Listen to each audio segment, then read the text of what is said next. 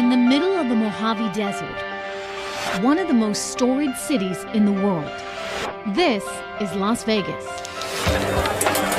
where fortunes are won and lost, where lives are made and destroyed, where the house always wins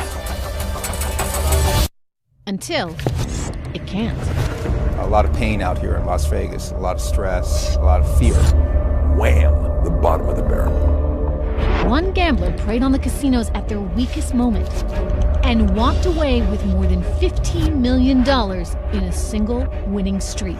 People say you do play perfectly, Don. If you have an edge, if you play long enough over a large enough sample size of hands, you're going to win. Eventually, he swings the math in his favor. Did he cheat? Is it luck? Or simply skill? I'm Trish Regan. Join me for the story of how one blackjack player found a whole new way to beat the odds.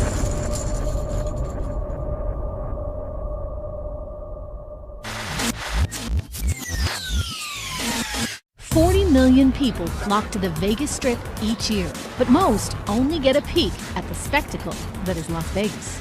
To see it all, you need to be a high roller, willing to spend $100,000 a hand. Someone like Don Johnson.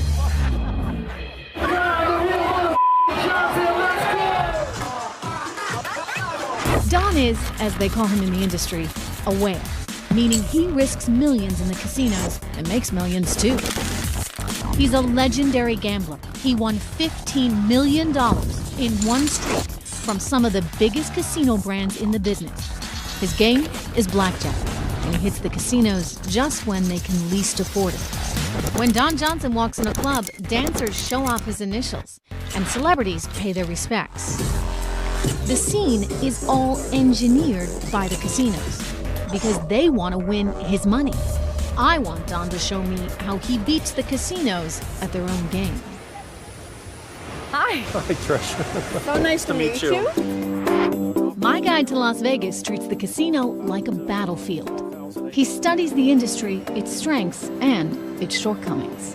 To know Las Vegas, he says, you have to start at the beginning. So where we're heading right now? Fremont Street, Old City, where all of Vegas started. Do you come here and gamble? More just to play around and have fun. Come down here because it's nostalgic. Gamblers often learn to play here because the bets are low, and it's relaxed, friendly. The first Vegas casinos opened here back in the 1930s. This is history. This was the beginning of what ultimately became the Vegas Strip. 5 miles south, enormous tourist-filled casinos flash their glittering lights. This is the famous Vegas Strip, and it lives up to its reputation. Gaudy, but above all, full of promise, possibility, excitement. Two giant companies dominate the Strip, MGM and Caesars Entertainment. The last time Don played at a Caesars property, he walked out the door with $4 million in blackjack winnings. Since then, the company is, shall we say, less welcoming. The upper management at Caesars took a position that my type of business isn't something that they want to build a portfolio on. In fact, it's the exact opposite. I wonder why. Maybe long term they just determine they can't make money off of someone like me. I can accept that, that's fine. He says he's been barred from Caesars for life. Is that because he's too good? We can't, nor would we, bar you from coming to the casino. What we won't do is solicit him with expensive inducements to come to the casino.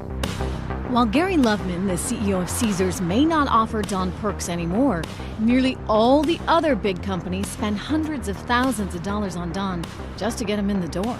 So if they want you to spend, and they know that you can spend big, they'll make it really easy for you to be here.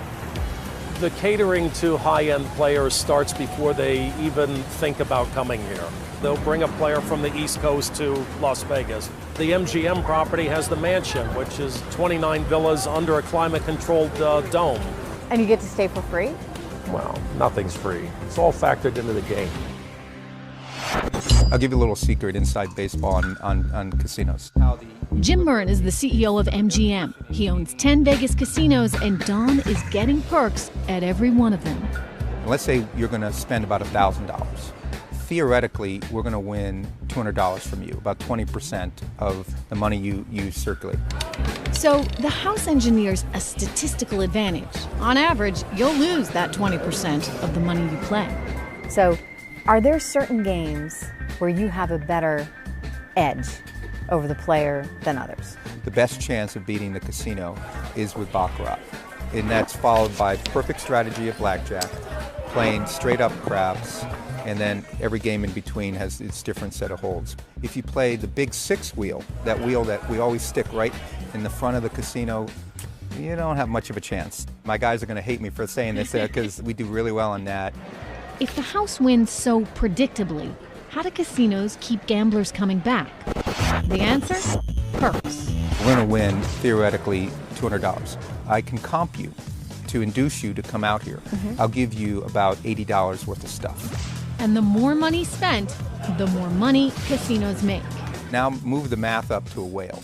If a whale is going to theoretically lose $200,000, I should be willing to give him $80,000 worth of stuff. But you can't eat that much caviar. You know, even if I fly you from point A to point B, I'm probably not burning $80,000 worth of fuel. So the margin on the high end, the margin on the whales is higher. High rollers generate an estimated 25% of all gaming revenue on the Strip. But here's the thing, you have to have their length of play. The longer people play, statistically, the house is going to win. Which is why casinos will do just about anything to keep the whales playing. Easy transportation, Very easy transportation. a nice room, Beautiful rooms. alcohol, Well, there's always alcohol. food, so whatever you want. Yeah, they're going to try and customize a package. If the player's big enough, they're going to try and give him what he wants. Problem is, Don Johnson is no ordinary whale. Because the more he plays, the more he wins. His biggest single night was at the Tropicana. Take me back. What happened? I beat him big. I think a lot of it just had to do with a huge bet that you can put down. When I had a $300,000, $400,000, $500,000, $600,000, $700,000 hand out there, I won those. It's very, very difficult to lose if you win those big bets. He racked up $5.6 million in chips before management cut him off. Did word spread throughout the casino? I think it spread through the entire town. And then when I woke up later on, then I'd gotten several phone calls from different casinos asking if it was true. And yet the casinos were calling you to see if you wanted to come play at their place? Sure, I think at that point they felt, look, I mean, he's won it there. Why not get him to come in over here? We'll see if we can get him to lose part of it back, or all of it back. But Don rarely loses. He went on to gamble at 2 more casinos during that trip and won another $10 million before he quit. I guarantee you, anybody at home watching this right now probably thinks, he counted cards. That's how he did it. Is there more to it than that? Monkeys can count cards. Card counting alone is not going to get you all the way there. I knew that I had a better chance of winning than I did of losing against them, so I took advantage of it. People say you do play perfectly, Don. If you have an edge, if you play long enough over a large enough sample size of hands, you're going to win. What gave him an edge, he says, was knowing the game, the players, and most importantly, understanding the odds on the casino floor. So it's all just math. All of it's math. Everything on this casino floor is math, just like a Wall Street trading floor. You're trying to find inefficiencies in the way they offer their games. And when you find an inefficiency, yes, you're going to take advantage of it. Don found an inefficiency in the casino's perk system. Sometimes they give away too much. There's a natural collision of interest between the marketing side of a casino and the operation side of a casino. The marketing side of the casino wants to buy the business. They want to give away as much as possible to try and get players in. If he could resist all the superficial enticements the casinos dangled in front of him, Don realized he could negotiate something far more valuable. It will test you. It'll test you a lot, and it's hard. How Don Johnson turned the perk system to his advantage when we come back.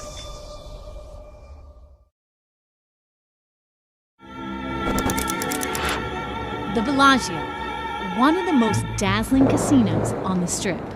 A lot of people gather right here. We're outside the Bellagio Hotel, and they gather here because this really is one of the best views in all of Vegas. You can see pretty much the whole Strip. You've got everything from Caesar's Palace there, all the way down Treasure Island, the Venetian back there, and of course, the Eiffel Tower.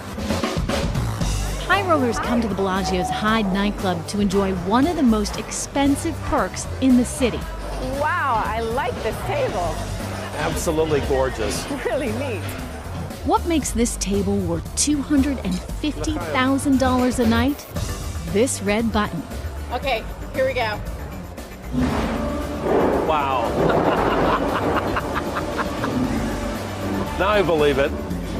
You know, it cost them 10 grand every time they fire these things No off. way. I just want to keep hitting the button. It's gonna be an expensive night. The Bellagio and its sibling property, the Mirage, transformed the Vegas Strip in the 90s. Both were designed by one man, Steve Wynn. They made him the most legendary casino magnate alive today. What it takes to dazzle everybody today is 100 times more ambitious, complex, and challenging than before. Wynn is the nemesis of every whale on the Strip because he's always inventing new temptations to keep them in the casino. From nightclubs to shows to celebrity chef restaurants. And they're all coming here for the experience. We've trained the public and raised their expectations. A good thing. A good thing for Steve Wynn, because when Don Johnson's on a winning streak, he heads to Wynn's new clubs to celebrate. What is it about his properties that are different than everything else here? Steven's a perfectionist. It's as though spare no expense. If you build it, people will come. The Wynn And do they? And they do. They do. Thousands of them show up in these clubs. Wynn was an unlikely candidate for the most influential casino developer in history. How does an English major from the University of Pennsylvania wind up becoming a casino mogul? The question, even more appropriately, is how does a boy of opportunity take up a life of crime? He can joke about Vegas's criminal history because he was one of the first casino moguls without ties to the mob. Wynn's casinos are financed by Wall Street and inspired by high-end hotels of the 1950s, especially the Fontainebleau in Miami Beach. I would go on vacation to the Fontainebleau and I would watch the people behave in this place with such joy and happiness. It was utopian. And the guy that built the place, he marched around with his beautiful wife. And the only thing that I could think of is, it's good to be king. That's what it looked like to me. He eventually would become king of Las Vegas, but he started out small, working in his father's bingo halls. In the early 1970s, he took over the Golden Nugget Casino in Old Downtown. But it wasn't until he opened Mirage in 1989 that Wynn got to show off his talent for spectacle. Outside, a volcano explodes every night. I think every developer demonstrates what he thinks of the public by the product he creates. If you believe that people have discretion, that they know the difference and will respond to it, then you'll dish it up to them, even if it costs more, with the confidence that it'll pay off. He says that kind of fun is the key to winning in Las Vegas. Keep them entertained, and gamblers will lose, every single one of them. My father was a problem gambler. He knew he wasn't going to win. He just liked the game more than the money. We'll go and grab the biggest players in the building. I'll ask them off the record to tell you why they're risking $50,000 a roll on dice. Why are you doing it? Do you have some purpose in mind? Yes, to amuse myself. I like the game. Have you ever worried that you've had a problem with gambling? You know, you worry at times. Yeah? You want to make sure that is your mind sound, and it will test you. It'll test you a lot, and it's hard. How do you know when to stop? I mean, if you're up $1 million, you're up $2 million, what keeps you going to 5.8 million? They ran out of chips. Don says he wins because as much as he may like the clubs, he doesn't let the Vegas lifestyle distract him. Instead, he stays focused, studying casinos, looking for signs of weakness. A couple of years ago, he noticed something that would give him the ultimate edge. I don't see as many big players as what I saw just 5 years ago.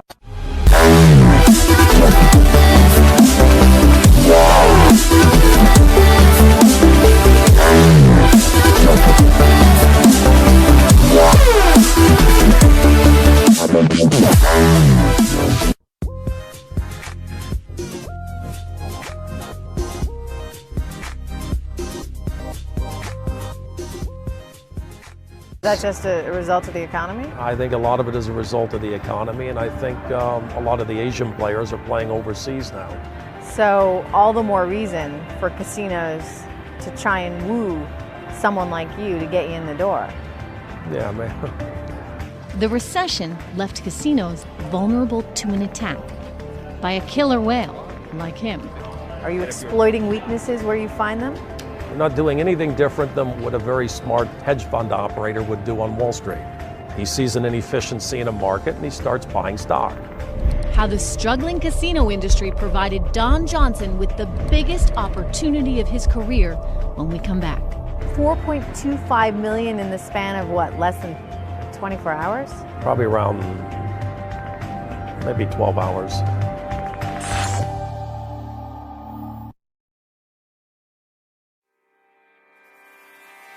At night, Las Vegas looks invincible. But fly over the Strip at dawn, and its secrets are revealed. These steel and concrete skeletons have taunted the city for 5 years. Evidence of the biggest commercial real estate bubble in history and its spectacular implosion. There's an awful lot of pain out here in Las Vegas. A lot of drama, a lot of stress, a lot of fear. MGM CEO Jim Murren is halfway through building a casino complex the size of a small city when Wall Street crashes. Banks stopped calling us back, and we had 10,000 construction workers working on site, and the bank stopped lending. So it was very difficult. 4 more casino companies abandoned projects mid-construction. Do you think it's had a serious and drastic and lasting change on Vegas? The recession in Las Vegas stripped away the scab that was covering that the companies, many of them had a capital structure that was reckless, immature, and naive. Steve Wynn's luxury towers now look out over the ruins of the Echelon, a casino project planned by the Boyds, Vegas's oldest casino family. In your entire time in Vegas, have you seen anything like 2008? Never seen anything even close to it. Bill Boyd and the fellows that work for him, they're really nice people, right-thinking people. They drank the Kool-Aid a little bit on this multi-use development. But many in Vegas blamed Steve Wynn, saying it was he who started the commercial real estate bubble. The new Strip is, it's like the house that Steve built. Before Wynn built his gambling palaces, Vegas casinos were nearly impossible to finance, most funded by millionaires or the mob, and they relied on slot machines for revenue. I had a clear understanding of what to trust and what not to trust, and it wasn't a slot machine. Wynn brings new ambition to Vegas, targeting players with expensive taste. These people have a pent-up demand for the good life. Now, in my parents' age, there was a Cadillac, a mink stole, and going to Las Vegas or gambling. And gambling was part of the good life. That's what the swells did. He turned to Wall Street and offered investors junk bonds, high-interest loans that incentivized them to risk everything on his grand vision. When he did his masterpiece, Bellagio, with the Bellagio fountains, and you really get to go in and experience it. Both Mirage and Bellagio blew through their budgets. MGM seized the properties in a hostile takeover. Wynn had gambled and lost. You want to criticize or find fault with guys like us, it's easy. We're so flawed in many ways that it's a turkey shoot if you want to go after us. But his instincts were right. His first Strip casinos triggered what some might call a Vegas casino arms race. Suddenly, banks are writing blank checks to anyone willing to tear down an old casino and build one to compete with Steve Wynn. The Boyds, a Vegas family known for building small, local casinos, are inspired to tear down the old stardust on the Strip.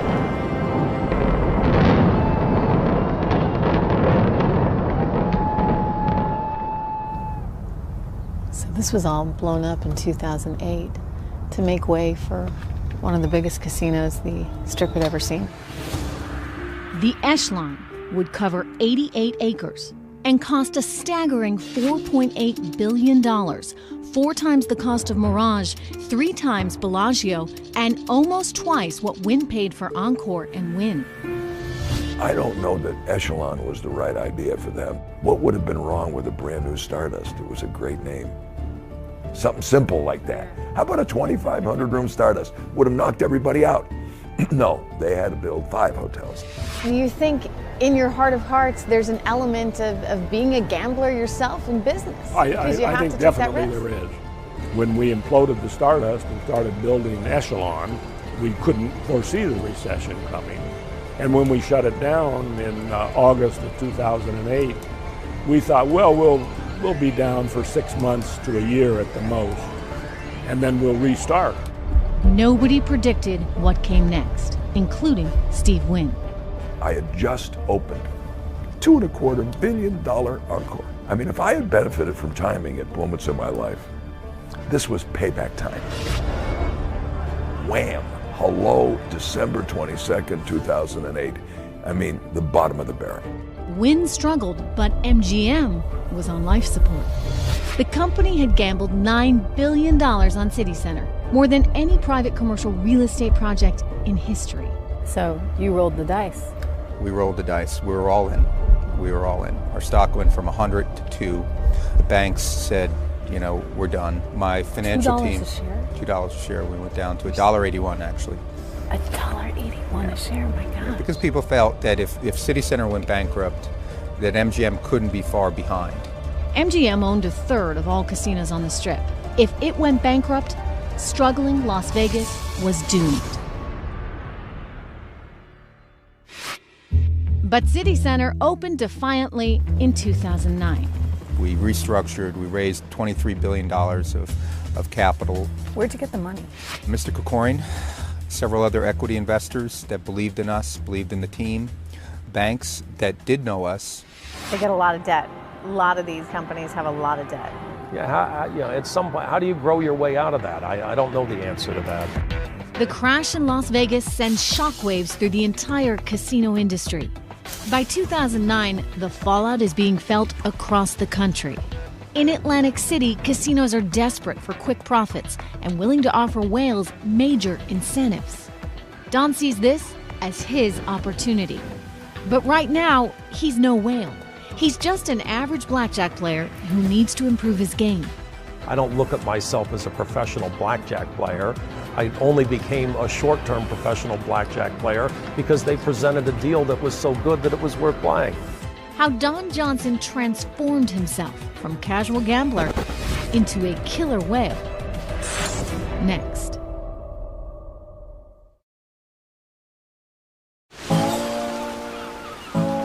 Less than 2 hours from the Atlantic City boardwalk, over the Pennsylvania border, sits the small town of Bensalem, home to the Parks Casino and home to legendary blackjack player Don Johnson. I own the woods going back on this side, and the casino owns everything on that side. Don shocked the gaming industry by winning $15 million at the blackjack tables. But he'd been prepped for this moment.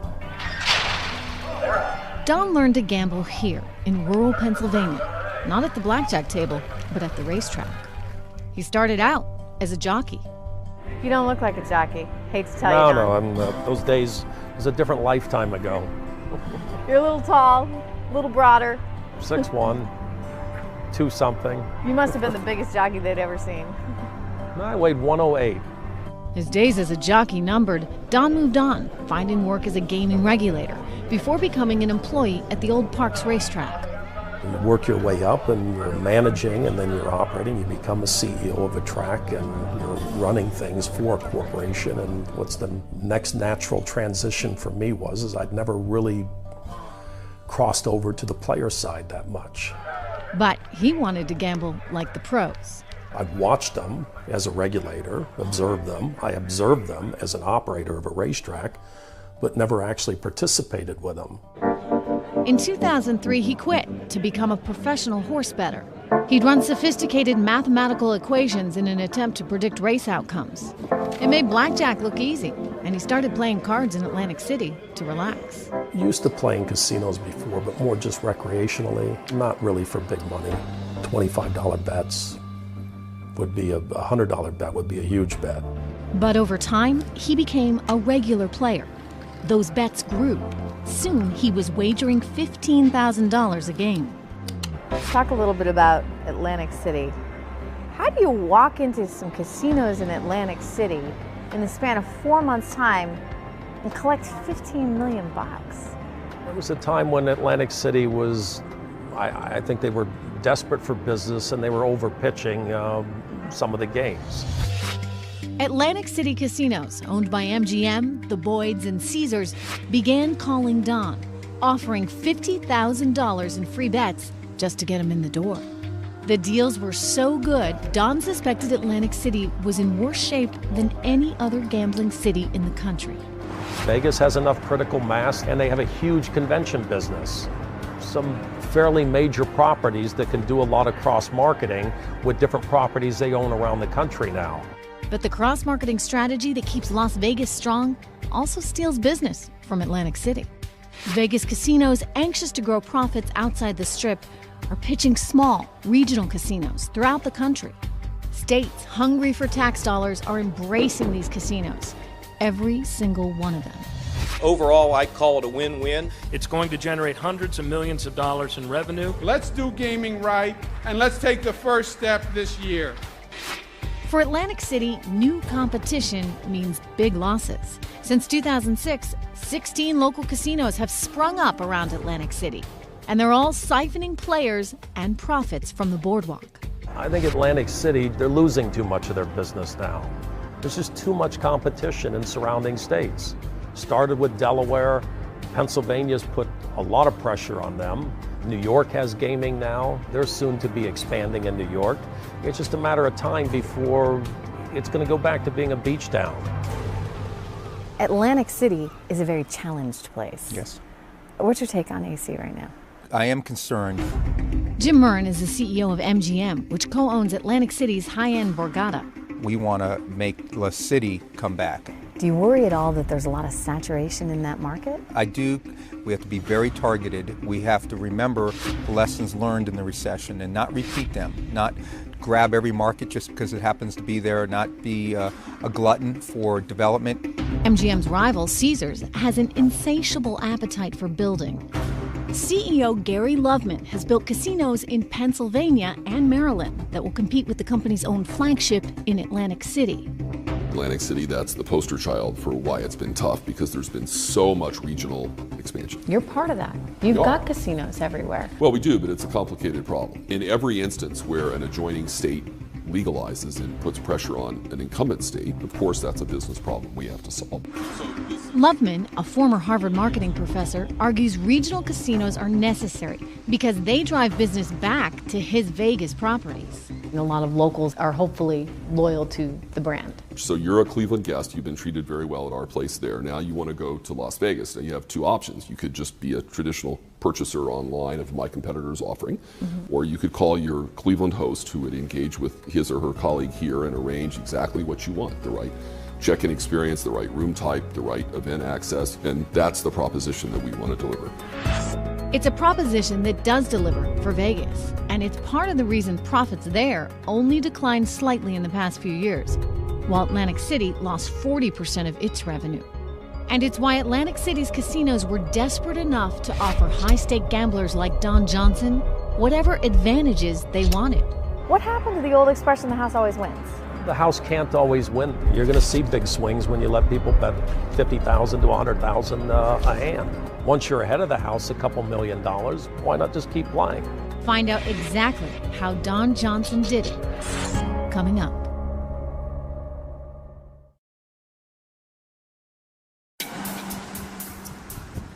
Atlantic City, winter 2010. Crime rates rival only those of Detroit. Casino profits are in a free fall. Casinos will do anything to win back high rollers. It's the opportunity of a lifetime for newly turned blackjack player Don Johnson. He's about to stun the gaming industry, walking away with $15 million. The key to Don's success, what he negotiates with the casinos up front. They'll negotiate for high-end players if you're playing big enough, and they'll negotiate the discount policy. How much do you have to be playing? 3 hands at $5,000, $15,000 a swing. $15,000 a swing may not get a player VIP treatment.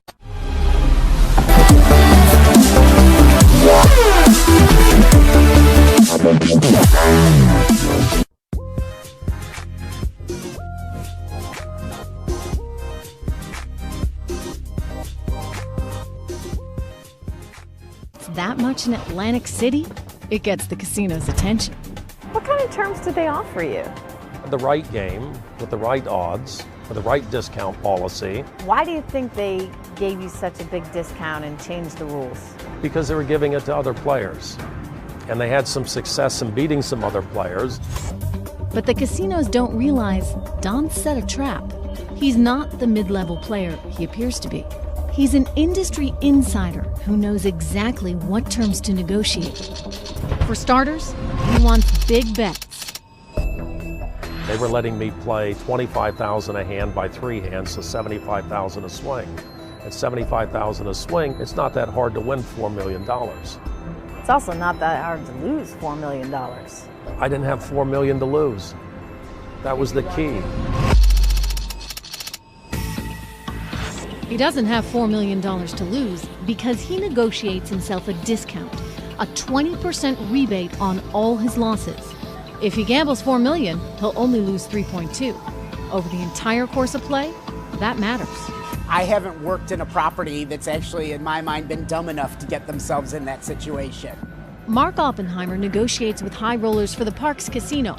Frankly, some casinos haven't paid enough attention and have made millions of dollars for Don because they haven't thought through the math. Don't these casinos have mathematical algorithms, models that they've put in place to make sure that someone like you can't come in and walk away with nearly $6 million in one night?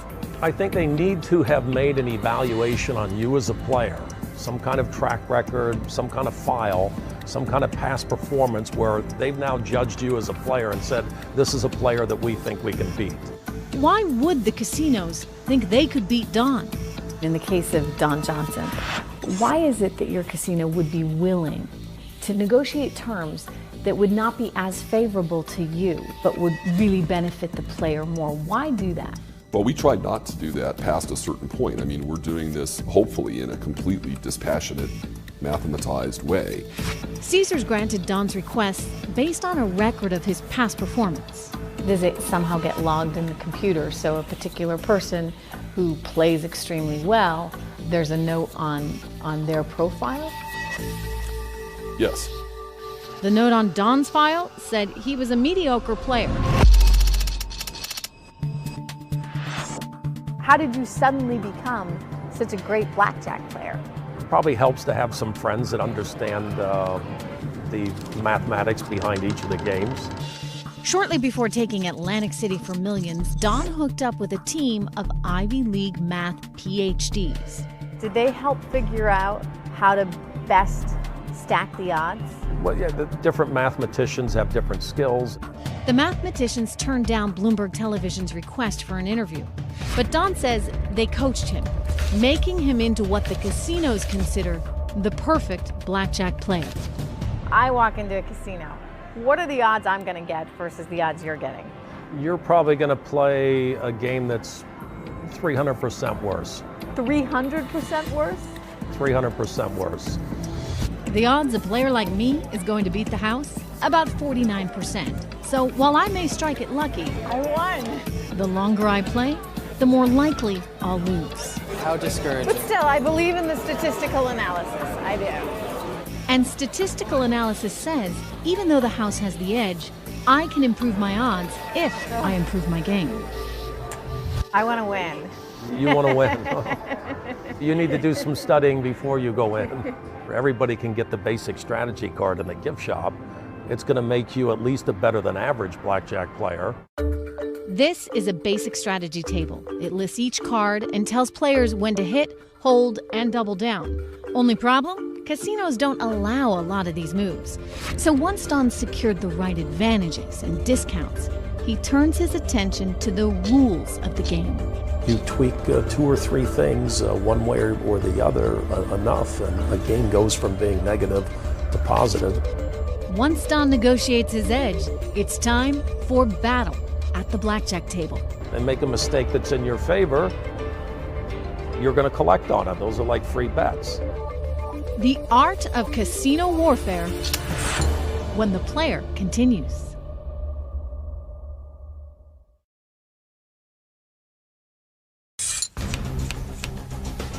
Every casino gambler in Atlantic City knows when you play at the blackjack table, the odds aren't in your favor.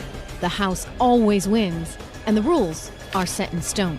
But what if you could change the rules and twist the odds? If you change one of the rules, one way or another, in favor of the house or in favor of the player, it's going to change the odds of the game.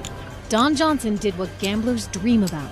He turned the table on the dealers, stole the house edge, and the casinos never saw it coming. Some players have specific, desires or wants. Keith Smith is CEO of Boyd Gaming, which co-owns the Borgata. His marketers were so anxious for Don's business, they allowed him to tweak the rules of play. Whether they want to touch the cards or don't touch the cards, or whether they're dealt a certain way. And in large part, if it doesn't affect the odds of the game and is not in violation of regulations that are in place, then the customer can be accommodated. But when Don played at the Borgata, the rules he negotiated helped him line his pockets with $5 million. So walk me through the rules that they gave you that were so advantageous to you. Like standing on soft 17. If the dealer gets an ace-6, the dealer has to stand on that hand instead of taking another card. So if you're sitting with an 18, 19, 20, or even a 21, you're going to win. Doubling on any 2 cards. Doubling your bet. Yes, some places have rules that won't allow you to do that. They will only let you double if you have a 9, 10, or an 11. Splitting hands up to 4 hands. You're going to split the hand because you have 2 2s. This is where the doubles the splits. You can split this against the dealers too. You can split up to 4 times. And I've done it. It happened that night at the Trop. I'd split up the 4 hands with doubles. I had an $800,000 hand. And it hit. Even with his rules, the 20% discount, and the big bets Don negotiated, the house still had a tiny advantage. There is a house edge built into it of about 0.253%. Not satisfied with those odds, Don figured out how to tip the game in his favor. You need to be better than the dealer. Because if you can beat the dealer, you can beat the house. There aren't enough players that come in that they're going to deal $100,000 a hand to. They're nervous. And Don keeps them nervous by insisting on complicated side bets and hand signals, like surrender. If Don gestures like this, and the dealer doesn't notice, it's a free bet for Don. So you had to establish up front all these rules before you even walked in to play the game? Yes. So a lot of the dealers aren't used to dealing these rules. They often make mistakes. They make a mistake that's in your favor, you're going to collect on it. Those are like free bets. I like the pressure.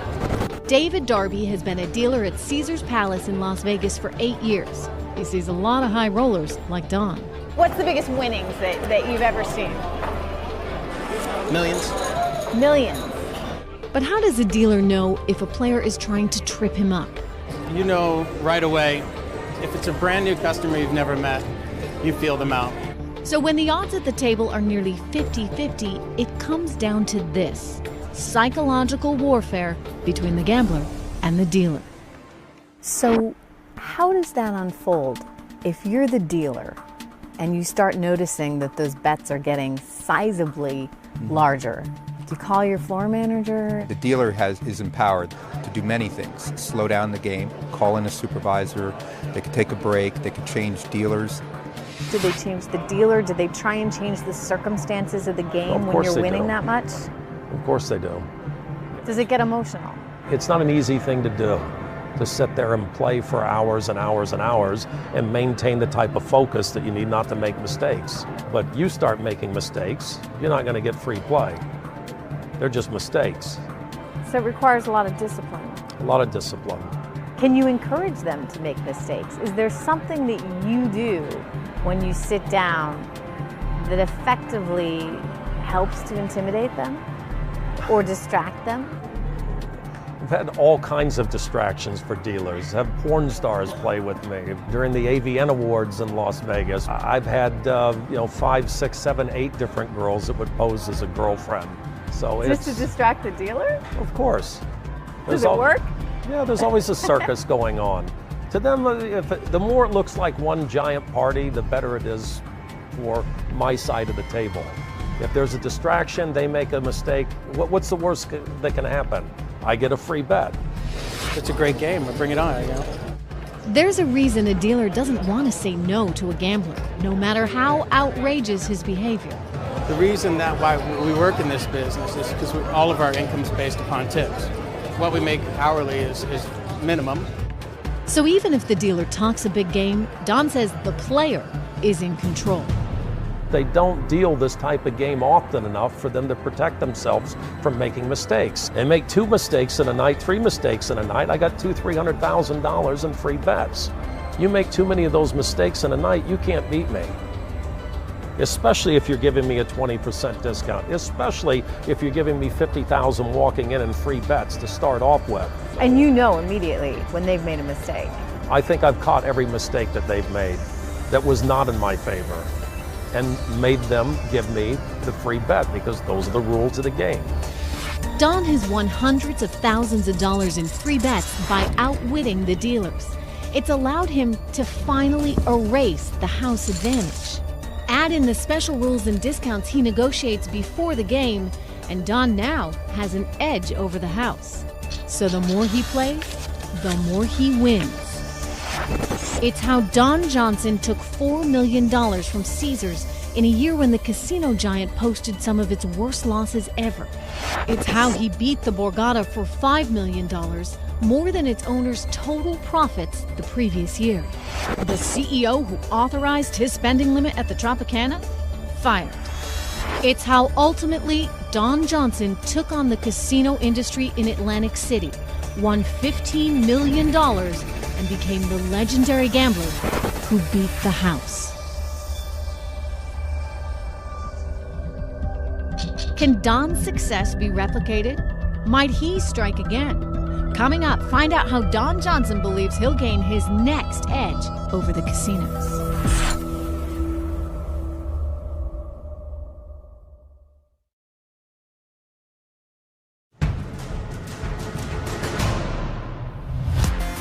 He's a celebrity in Vegas, a favorite at the clubs, and a household name at the casinos.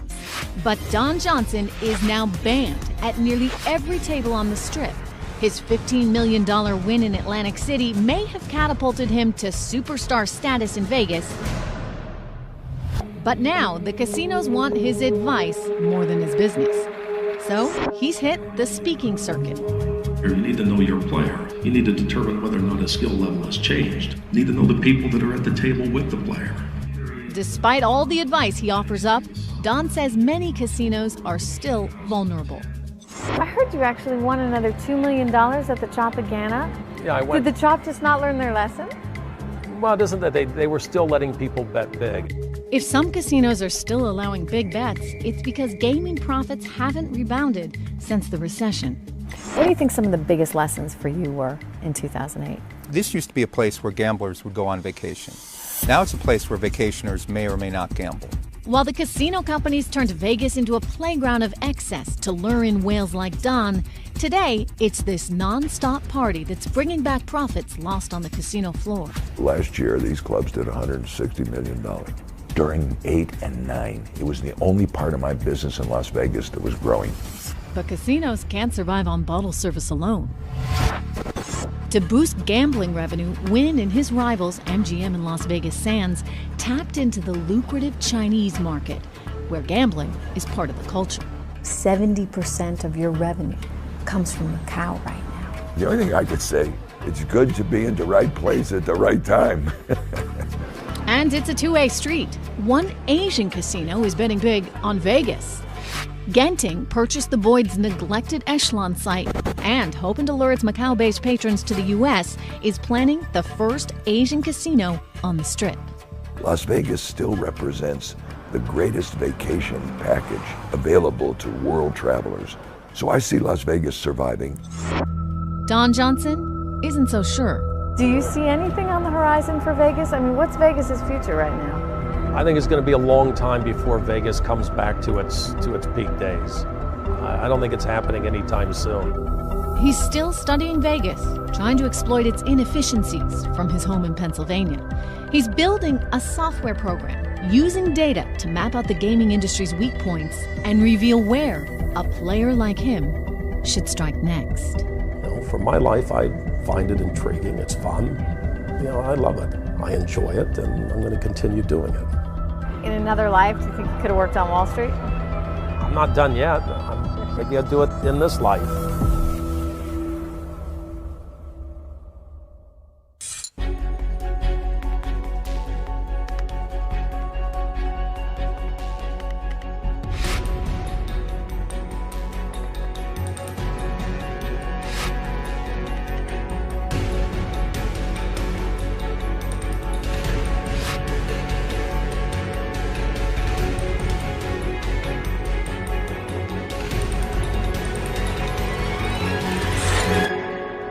Do you like Vegas?